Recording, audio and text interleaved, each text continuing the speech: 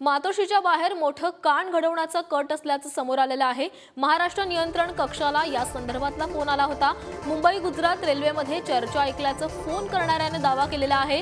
मुस्लिम तरुण उर्दूत कटाचं संभाषण करत असल्याचाही दावा त्यानं केलेला आहे। ठाकरेंच्या शिवसेनेचे पक्षप्रमुख उद्धव ठाकरे यांच्या निवासस्थानाबाहेरील सुरक्षेत आता वाढ करण्यात आली आहे। आपण पाहू शकतो मातोश्री येथील कलानगर मधील त्यांचे निवासस्थान याच्या बाहेर मोठ्या प्रमाणात पोलीस तैनात करण्यात आले आहेत। त्याचबरोबर मातोश्रीवर येणाऱ्या जाणाऱ्यांची कसून चौकशी देखील केली जात आहे। आज सकाळी नियंत्रण कक्षाला जो फोन आला होता, या फोनमध्ये असं सांगण्यात आलं होतं की मुंबई ते गुजरात या ट्रेनमध्ये काही तरुण आहेत, हे चर्चा करत होते उर्दू भाषेत आणि या चर्चेमध्ये मातोश्री बाहेर मोठा कांड करण्याचा उल्लेख त्यांनी केला असल्याची माहिती नियंत्रण कक्षाला मिळाली होती। त्यानंतर मुंबई पोलीस असेल, राज्यातील सर्व सेवा दल असतील, हे सतर्क झालेले आपल्याला पाहायला मिळत आहे। मातोश्री गेटवरील ही परिस्थिती आपण पाहू शकतो, पोलीस तैनात करण्यात आले आहे मोठ्या संख्येने। त्याचबरोबर येणं जाणाऱ्यांची कसून चौकशी केली जात आहे। कोणाचाही ओळखपत्र पाहिल्याशिवाय आतमध्ये सोडलं जात नाही आहे।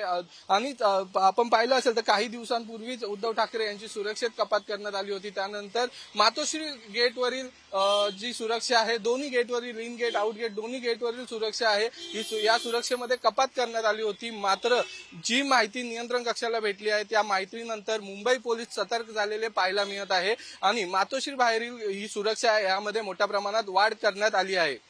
व्हिडिओ जर्नलिस्ट वेदांतसह चेतन सावंत, पुढारी न्यूज, मुंबई। दरम्यान यावर संजय राऊत काय म्हणाले तेही पाहूयात।